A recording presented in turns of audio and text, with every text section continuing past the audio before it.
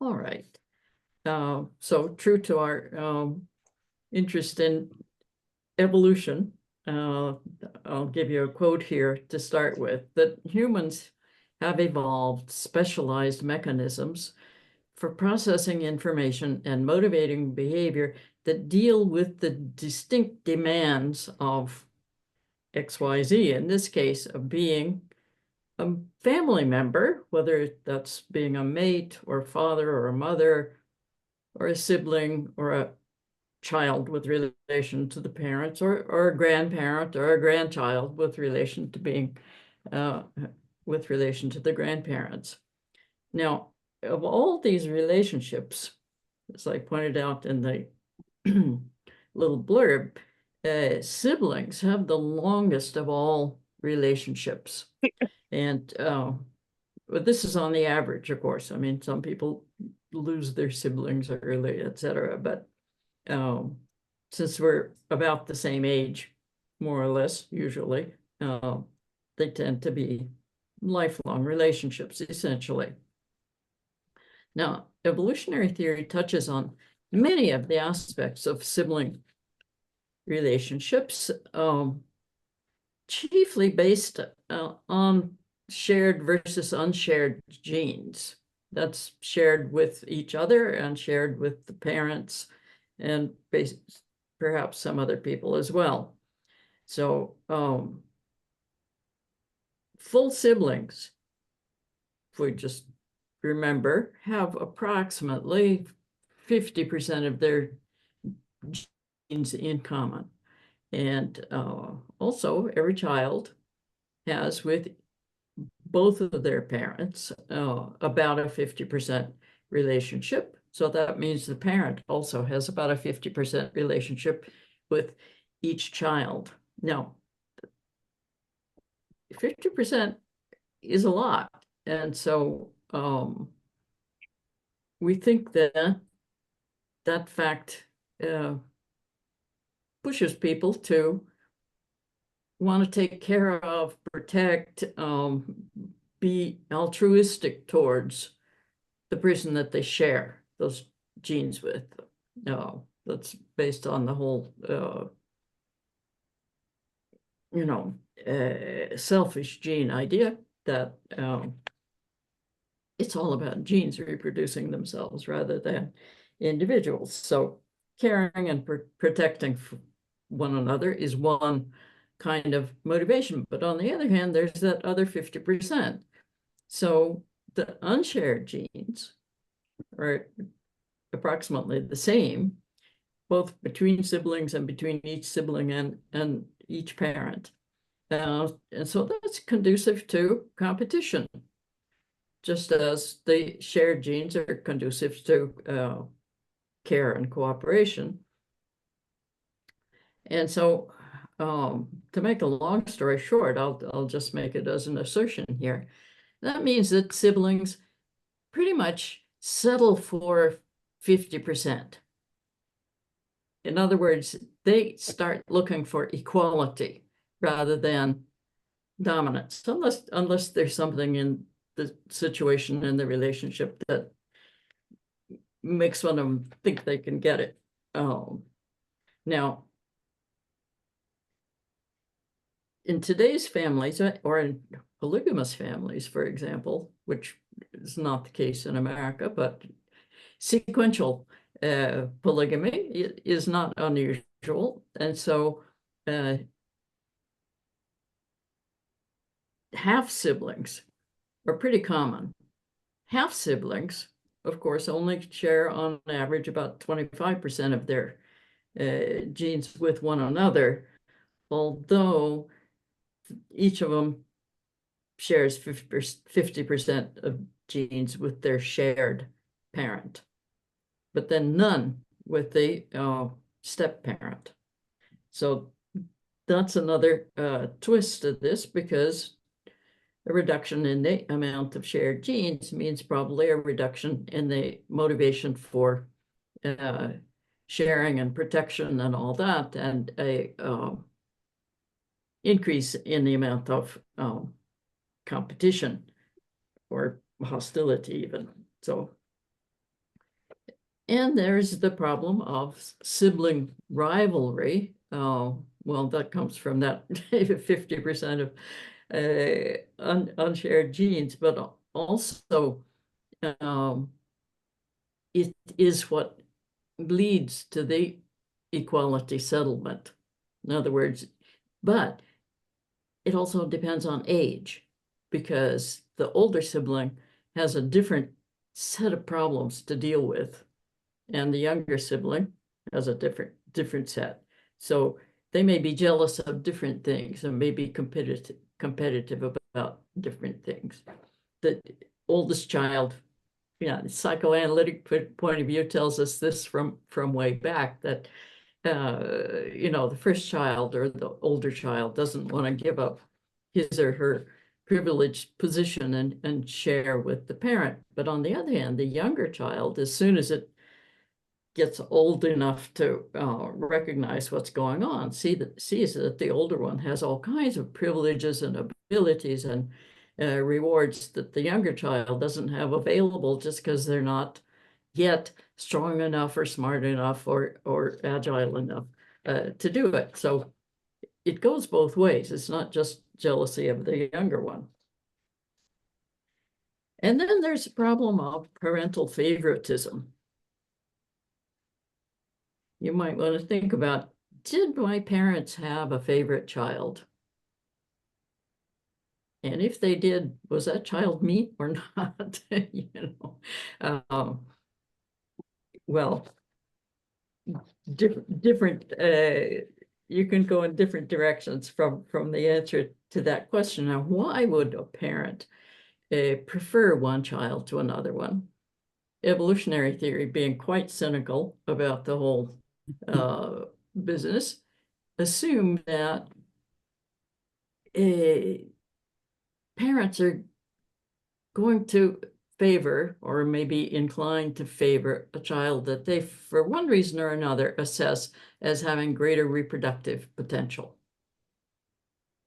Maybe it's more attractive, maybe it's a more capable child, maybe one of the children is sickly or has a handicap of some kind. And if you think about, if you look at sort of unpleasant statistics about what happens to seriously handicapped kids and so forth, it bears out this prediction. Certainly not true for every family that has that kind of problem, but it certainly can be. So a preference for reproductive potential. There's also a preference for similarity to the self. And there's some reason to believe this is more true of fathers than mothers. This is because of essentially the fact that fathers never know for sure whether a child is theirs, but if they resemble themselves, then they're more sure. And there's a lot of stuff about that. But anyway, how this plays into sibling relationships if one parent favors the other because the child is more similar to him or her. Now, mothers can also play favorites, not just fathers.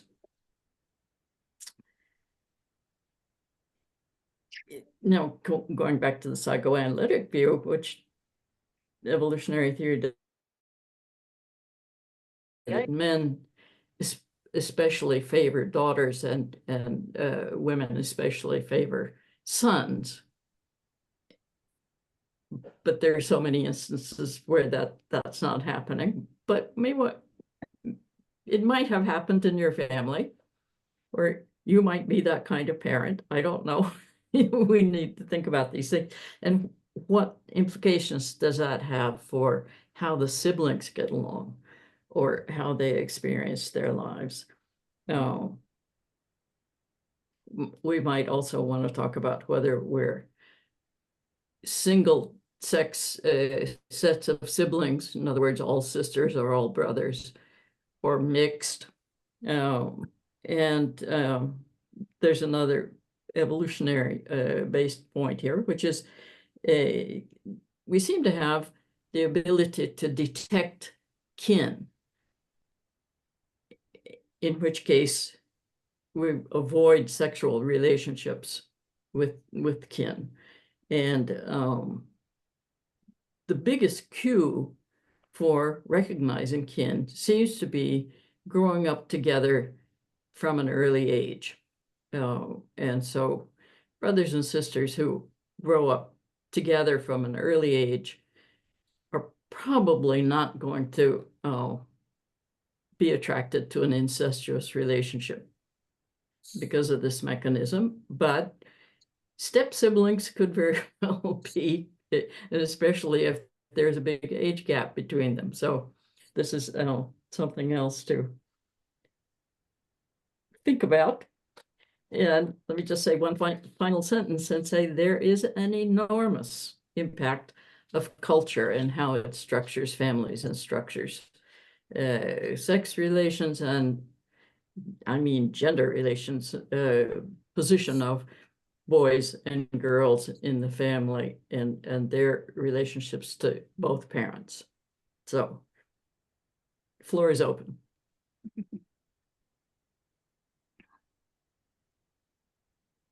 Should I go ahead? Sure. I couldn't see your well, there's a hand up there on my screen, but at any rate, I just wanted to share one thing that I think is a useful way to think about this. So many years ago, I read Frank Sulloway's book Born to Rebel, which is on birth order, not specifically about siblings, but he talks about siblings in the book quite a bit, obviously, if you're going to talk about birth order. And one of the sort of ways he describes a family is like an ecology, if you will, in which the children are competing for a limited resource. Imagine primates somewhere, and there's just so many bananas to go around, and so the primates are they have to figure out who's going to get the most bananas, and the resource is parental time and attention, which is finite, and anybody that's raised a child doesn't need me to explain that it's finite, right? And so what happens is that to use this metaphor again of ecology, each child has to carve out an ecological niche for itself, which is their particular way of getting the bananas that they need, and as many bananas as they can. And that's what the sibling rivalry is really about. It's competition for these limited parental resources of nurturance and time and attention. And what I liked about that is that it explains, despite the 50% genetic similarity, why siblings can be so remarkably different in many ways. That because they're carving out different ways to get bananas. So I just thought I would share that metaphor that Sulloway uses, because I've always found it helpful. That's very nice. I think pardon me, Ken, I see your hands up. Well, I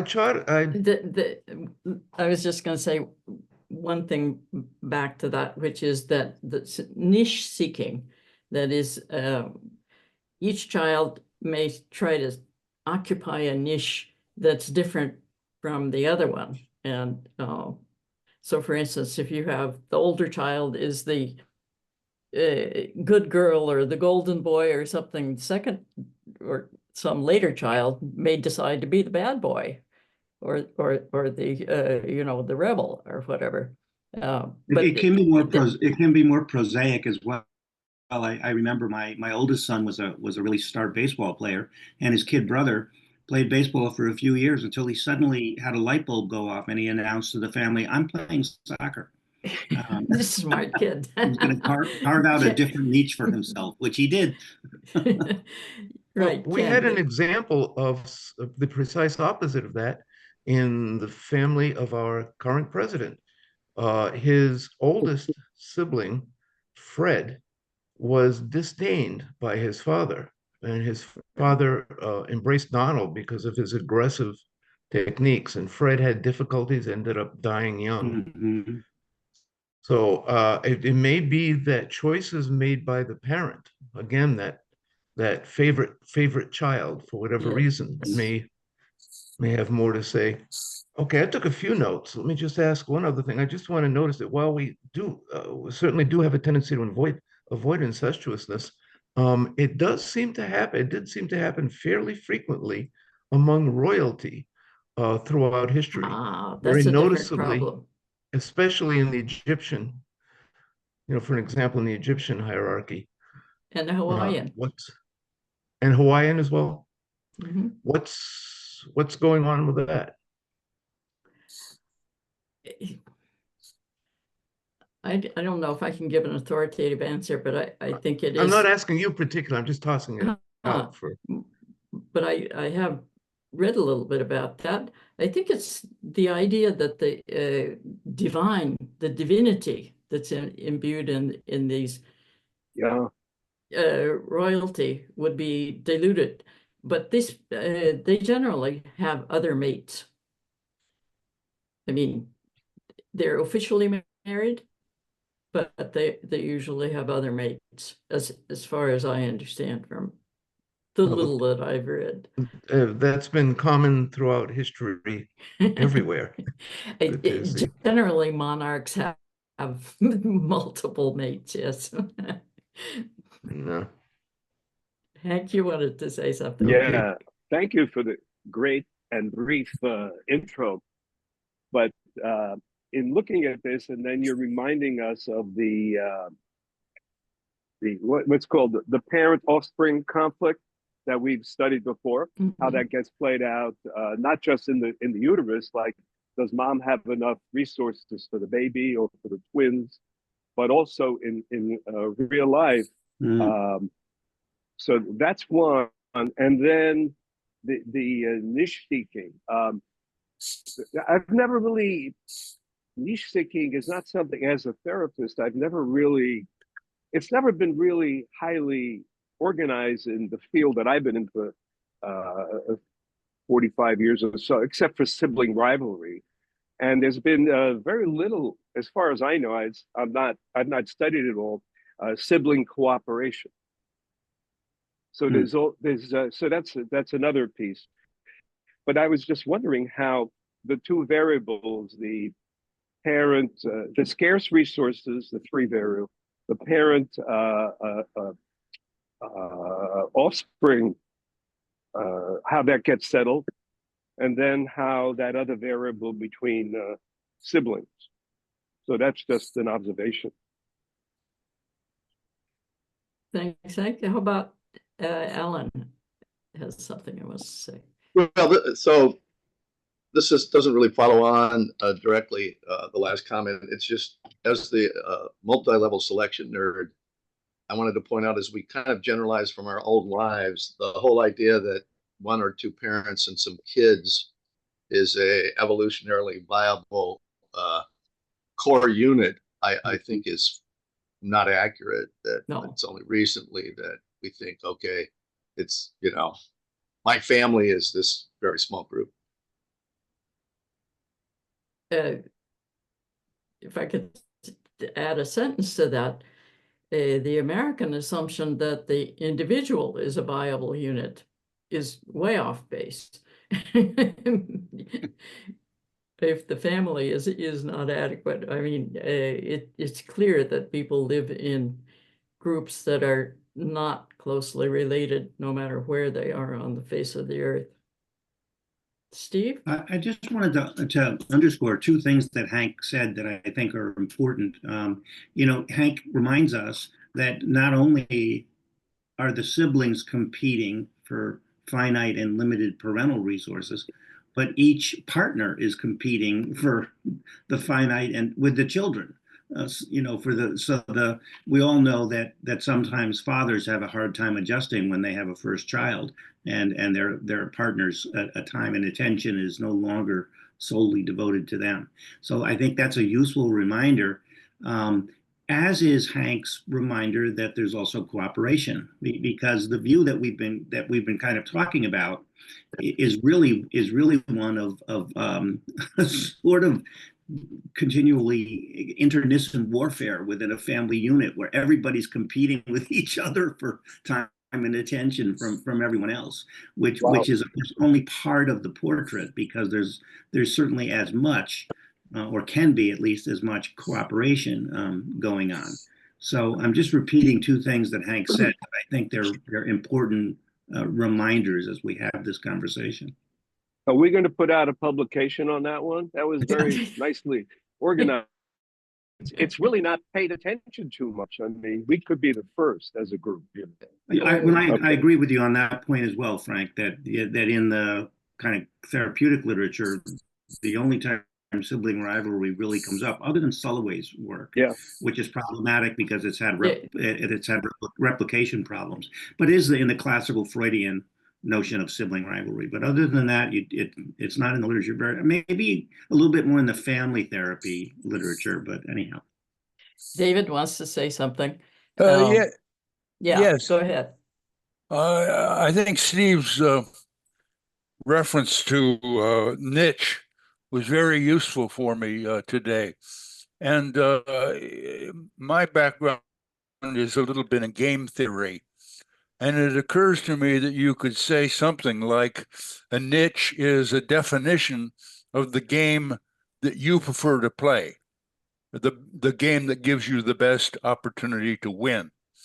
So if that's true, then the competition within the family creating multiple niches would be very important for evolution, because it would create the variation that is necessary for the Darwinian model. So that what we want is multiple niches within a family. That's just an idea. Hank, you had something more. Yeah. You know, David, when you brought that up in terms of game theory as, well, whatever, I used to be an analyst, but I'm more of a evolutionary biology, psychology guy, as I do my work. So I got to thank this whole thing for giving me a new start a while ago. But I was thinking, David, is not only, you know, when you see, you know, with the notion of the best opportunity to win, there's also the converse or the inverse, the best opportunity to lose in family relationships. So if you've done family therapy, you see that a lot about how that becomes a survival solution.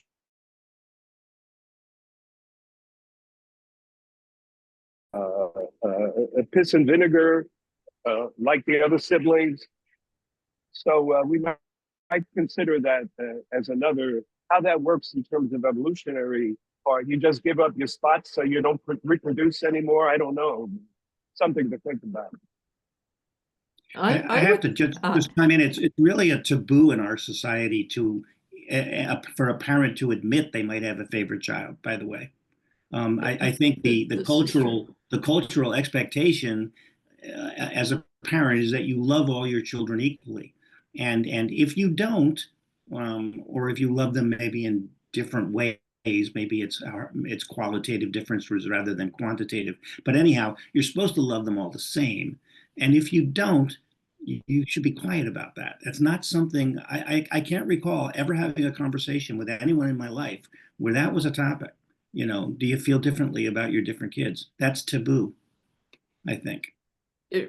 Right. Oh, yeah. Although I think people pretty much recognize that different children need something a little different, but children put a lot of pressure on their parents to treat them equally.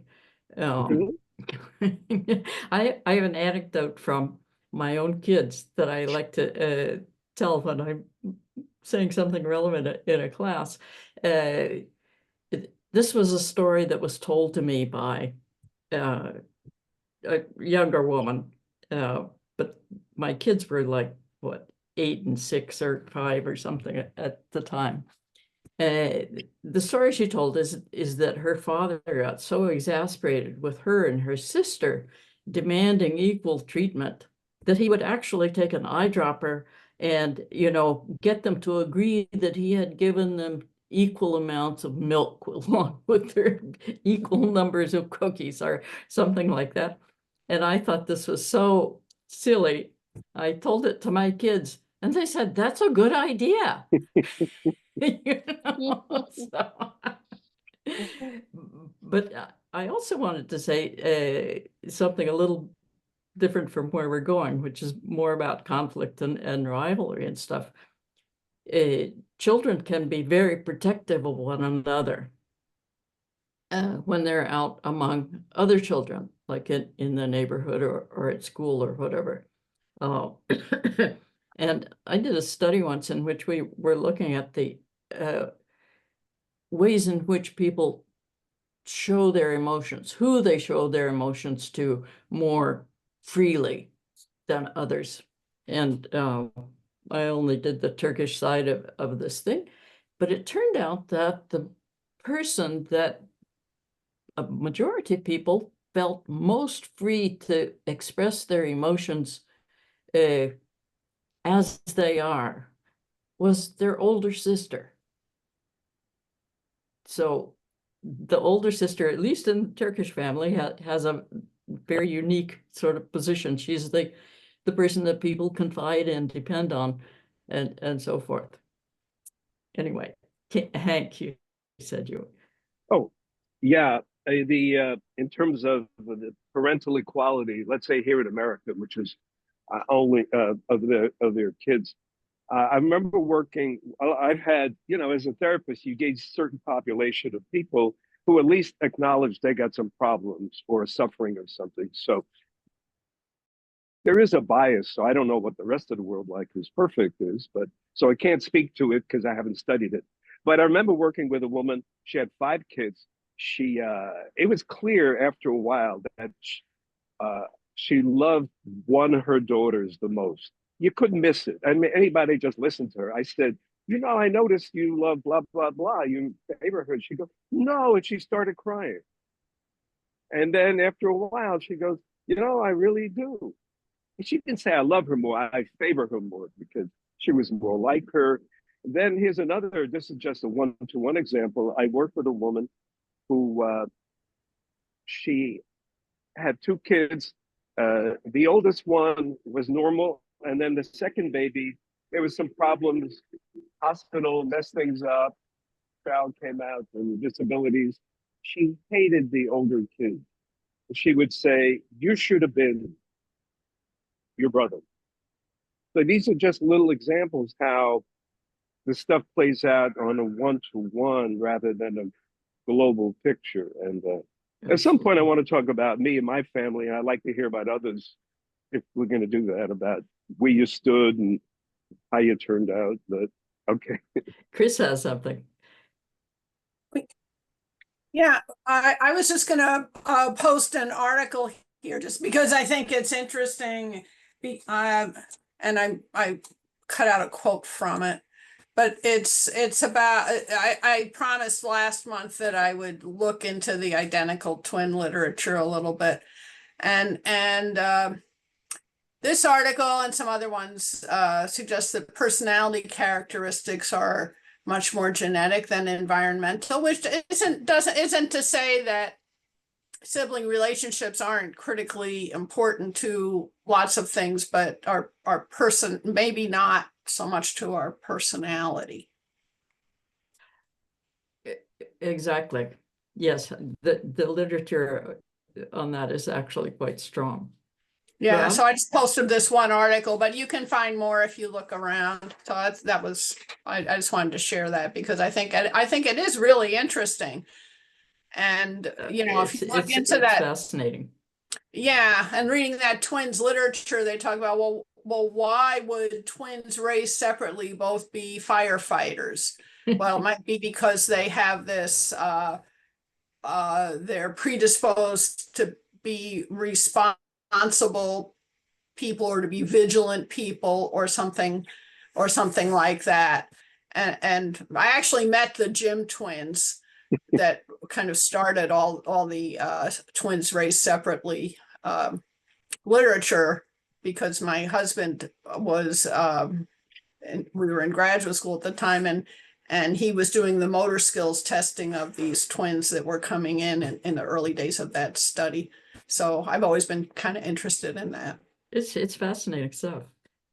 Chris, I'm sorry. Did you post that paper? I know I saw your quote. I put it in the chat. It's underneath the Oh, quote. okay. You can open it. Wow.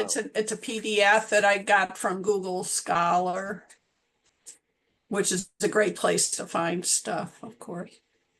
Rob, you have your hand up. I don't know where to start, but I'll start with the twins because that's come up. Rene Girard did a lot of study on what he called enemy twins, and there are lots of Wow. examples in history and mythology of twins who are diametrically opposed to each other. So that seems to be the kind of rivalry where they're looking in the mirror and seeing the opposite. I remember in graduate school, there was some professors who started a psychoanalytic journal called New Roses, which of course is a pun. And one of them said that when his second child was born, they caught the first one leaning over the crib saying, "Go away, please go away." Okay, I'm a single child of two single child parents. And my wife was from a fairly large family. Her father had 11 siblings, so quite different. We had two daughters. They were quite different. The older one was introverted and the bad girl, and the younger one was the extrovert and maintained her existence under the radar, which I always credited her with a certain genius for seeing what not to do. And the other thing I wanted to mention was this documentary on Netflix called Secret Lives of Orangutans, because there's a lot about child succession and how the mother treats the child. They're very solitary. The fathers aren't really involved. But when the mother is ready to have another child, you watch the behavior of the first one and the way it will start hanging around and try and get more attention, and the mother sort of bats it away. And you go, wow, it is so human in a way that I think it's illuminating. Let's see, what else did I have? Yeah, so I think that's what I had to say. Steve? One thing that I remember reading, oh gosh, this must be 25 years ago, and I don't know whether this finding would be true now, but I think it was an article in the Chronicle of Higher Education, and it looked at the birth order of people with PhDs. And what they found for women, but not for men, is that something like 75% of women PhDs at that time were firstborn were only children. And you know, we could speculate on, and I don't know if that would be true anymore because feminism has made some progress, I think, in the last couple of decades. But at the time, I thought it was interesting, and informally, I began asking women that I knew and women at the university where I worked, and it was true. They were either only children or so many were firstborn, and I'm not sure why that was. That's me. Yeah, so whatever it's worth. And I know we're not really talking about birth order, but it is related to sibling. It's hard to talk about sibling relationships without also talking about birth order, I think. Ken? Well, I was just going to, Rob, did you have a comment for Steve or? Oh, I was just going to say that my wife was the second in the birth order in her family, and she went into psychology. Okay. Maybe there's a Just connection. in reaction to this, just let me mention that in the case of a single child, I can understand dad really wanted a boy, but he didn't get it. He got a girl, so Mhm. he treats her like a son to some Mhm. extent. Perhaps that explains some of it.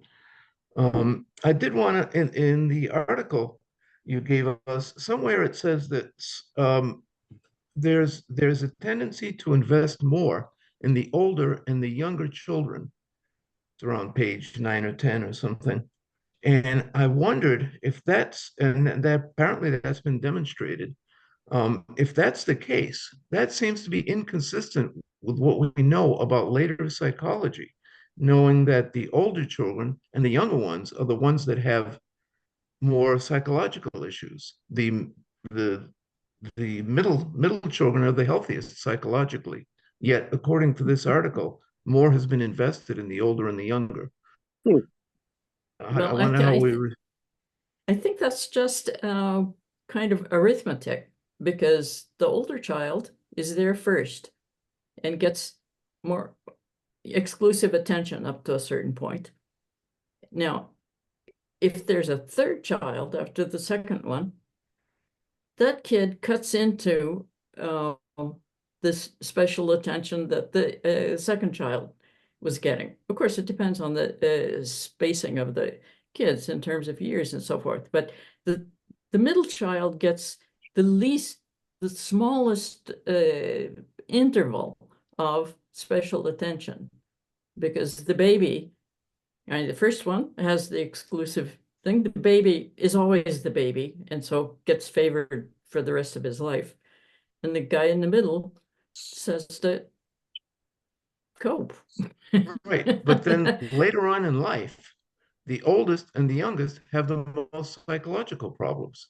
I wonder how that seems maybe all that consistent. intensive parenting is not all that good for kids. Mhm. Marcia wants to say something. Well, I want to build on, you just alluded to the different intervals between children. And I happen to be a strong believer in secure attachment and subsequent personality development in children and success.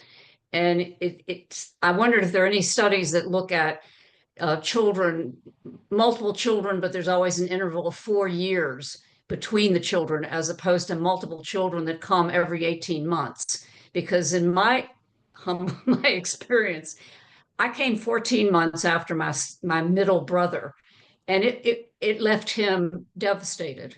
And I think his entire life was shaped by this. And I was the only girl, and I was much more extroverted, and I just grabbed it all and ran. And I can say I had no intention, so I'm not feeling any guilt or anything about that. But looking at he's 85 now, I'm 84, so we can look back on it all. But I just wondered if people have looked at the study of secure attachment in relationship to sibling rivalry in families. I don't know. Alan?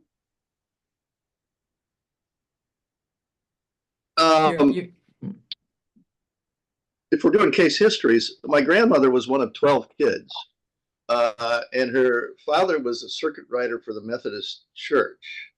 So the way that worked is each older child was assigned one of the younger children who they were responsible for and essentially raised. And a pet theory of mine is that most human children were probably raised by 12-year-olds and grandparents through human history.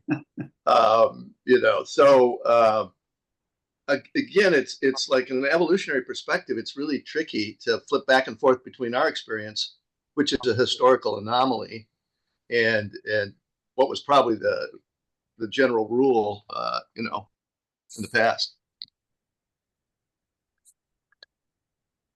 I'm gonna lower my hand. That was it.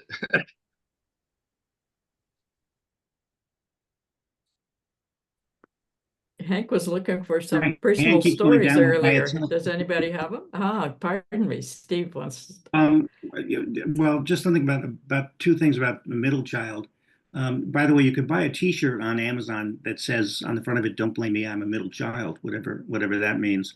I wanted to sort of underscore something Diane said that I think might, I don't know the literature on this, but if in fact Hank is correct and middle children tend to be less neurotic than firstborns and laterborns, if that's true, I think Diane's theory seems plausible to me, which is that having your parents have a lot of investment and expectations for you, you are getting more of their resources, but it's a double-edged sword that might be burdensome, and the middle child might escape some of that. And the story, the personal story I wanted to share is I have 3 children, and 2 boys, and then followed by a girl. And a number of months ago, we were watching some old family videos, and when my daughter, who was the youngest, was a baby, and most of the time in the videos, and we were in hysterics watching this, most of the video, you hear either my wife or I telling the middle child, "Get out of the way. You're in the way. We can't see the baby." And so over and over again, we're telling him to leave the video. And he just said, "Story of my life," right there, and we just sort of we're laughing. We're laughing about it, but it would kind of is proof of the idea that a middle child gets less attention or loses that attention when the next one comes along. Well, okay, Ken? let me just mention that, just so you know, the common wisdom about that is that the older child, first of all, is the one that the parents are practicing on. They don't know how to be parents yet. So that causes The guinea issues. pig child. And the youngest ones are the ones they cling to.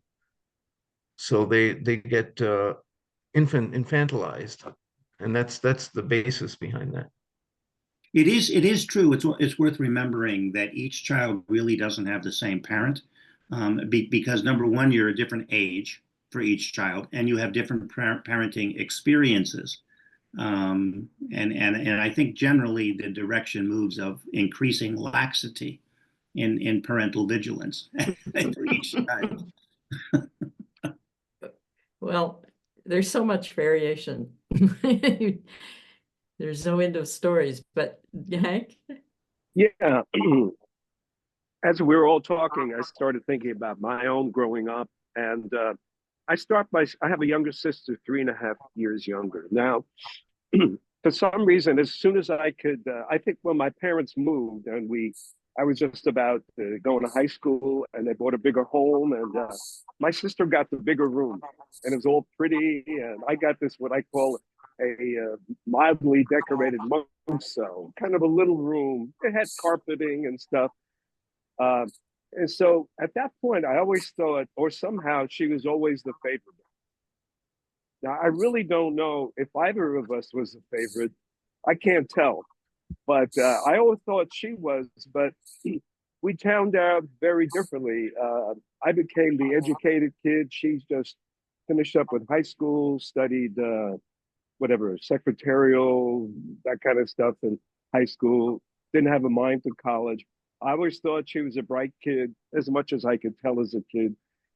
If she is, I wouldn't know. So she ended up more like them, less educated, and I ended up much more educated. And I was the first. So I'm just thinking about that. Like, I always thought she was the favorite.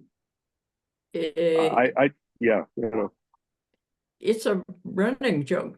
It was a running joke. Does anybody remember the Smothers Brothers? Mm-hmm. Some of us are old enough to remember that. I mean, their running joke was, "Mom always loved you better." Yep, that's right. And they both thought that. So I mean, that's something I think that's endemic to childhood. You're looking for favoritism all the time. Well, my sister, I'm thinking, if you don't mind, I remember my sister, the other thing, reproductively, I've never had kids, and my sister had 2 kids. So I don't know if they thought she was going to be, at some level, she was going to give them the grandchildren or not. She didn't seem like she was, but could have been. What was the other thing? Well, we know who's favored now, Hank. Well, here it is. Here it is. So my sister married a guy, nice fellow, and they didn't really make a whole lot of money, whatever. They were okay. So my folks supported them. So once I realized, I'm a grown up, so I go, Mom, I didn't mind. It wasn't that much, and I had money. So I said, how come, you're giving all this money to Esther, is her name? And she goes, because I'm worried about her. Mm-hmm. So I figured since I was doing well, I got the shaft. I didn't get that money. Yeah, I'm playing with it, but it was interesting. Yes, I know. But I was thinking about how she was worried about her and how she stayed Oh, more yeah. like them, even though they were financially fine. They lived within their means, and I think my sister wanted to live above her means. So it's just interesting stories that I'm rethinking about in this context. So I do think, kind of, speaking of, speaking of parental resources, which is what you're talking about, Hank, and how they're allocated, I think there's sort of two philosophies parents have about that. I know some parents that are very, very rigid about making sure that each child gets the same amount of money, the same amount of yeah. support, and other parents that take more of the view that I need to give to each according to their need. And their needs might be different, and I don't think there's a right or wrong answer to that approach, but it is something, whether one's consciously thinking about it or not, it's a decision every parent needs to make. I might add, if I could, I know a specific instance, a very sad instance in which a family that was deeply embedded in adaptive fictions and which viewed the sons as far more valuable than the daughters, simply gave little or nothing to the daughters, and both ended up with serious psychological issues. Very sad, but certainly that's been the case Of too. course, there's The sexual. cultural differences here too that we haven't even talked about. Yeah, Yes. exactly. Chris? Yeah, I just wanted to, so I grew up, I have an older brother.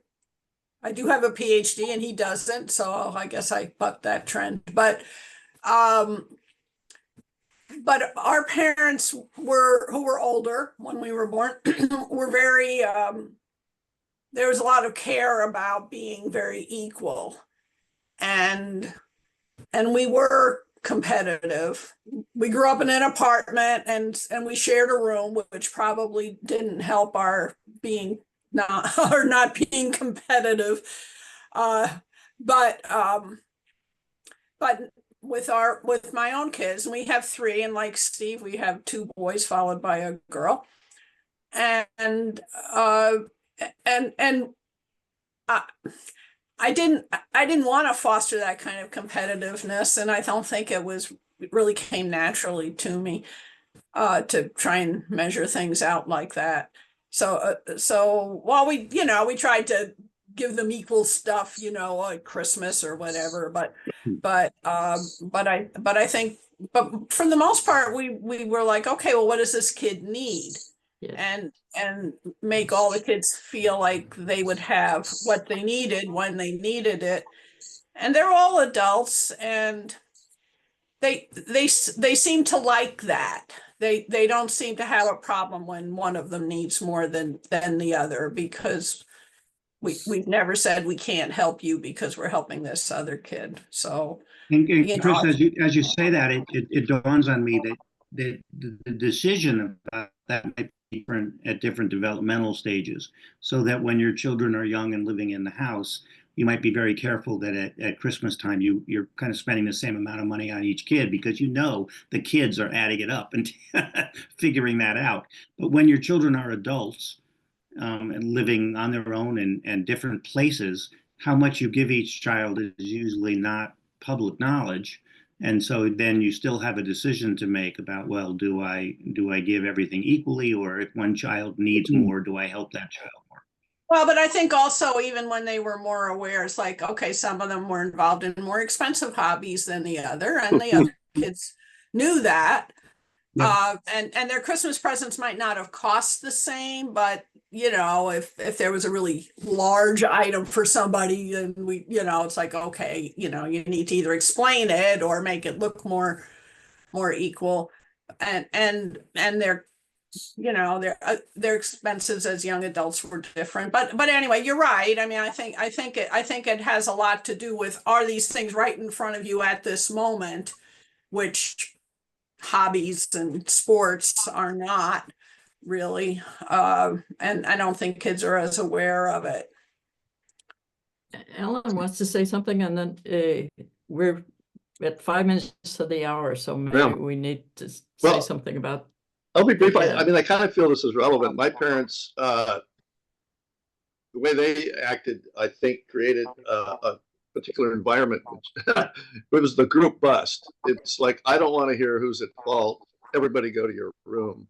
So it created among myself and my siblings an ability or a desire to hide any any squabbles from the adults. And I think their approach was, you know, you're bugging us. You know, you guys work it out, which has led me to have really close relationships with my siblings for ever since.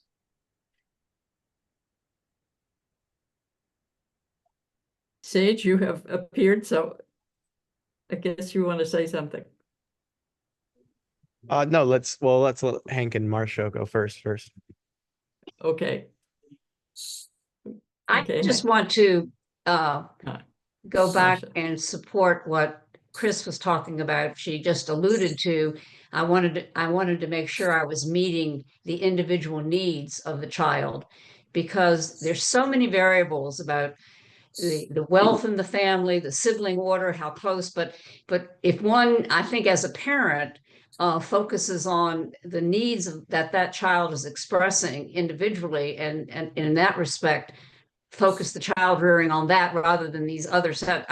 I think that's a really important, first step to secure attachment, which I think is fundamentally what underlies healthy personalities. So I want to just reinforce what you said about that's one strategy, is just to make sure that everybody's needs are being met, and they're going to vary. There's going to be tremendous variety, including the spouse. I mean, there's Yes. multiple sets of needs. I want to Thank you. support that too, and point out that, not everything is material. So one child may need more attention or more hugging, more hugging, or more support for independent activity, or whatever. Oh, Hank, I'll give you the last word. Let me see. Over the years, I've had a number of clients talk about, I raised myself. And I find that pretty interesting. I mean, they had parents, and they're not even big families of 12 people and the older sibling, but somehow there wasn't a good enough secure attachment where you kind of know not to bother anybody. You provide all the scarce resources for yourself. And so that's a whole other area. I don't know how that works in terms of evolutionary terms, but you grow up, you raise yourself, you can get all the degrees you need, you can have a good living, you don't have to turn out a mess. But there's kind of about rearing oneself and being the source of one's own nourishment is an interesting phenomenon to keep in mind too. Yes, indeed. But they have babies. I mean, they all have babies and live. Yes. They survived. They survived. I think actually we can go on as more or less as we like, but some people usually have to leave right at the hour. And is Andy still on schedule for December? I believe so, yes. Andy Norman is going to be leading a discussion about the work and legacy of Daniel Dennett, sort of an evolutionary philosopher, well known for writing Darwin's Dangerous Idea, which is a great book if you've never read it. What's the date of that? That of the third Thursday. We always meet on the third Thursday. And I will be actually on a cruise at the time, but I'm in a port where I'm not doing much. So given depending on the quality of the internet, I may be able to join you. I'm feeling some envy here, Ken. Oh, thank you. Well, This is what retirement is on my about. terrace. I worked hard for all those years. We'll be in Gustavia St. Bart's at the time. I'm gonna have to leave, but I'm gonna leave the room open for those who want to continue.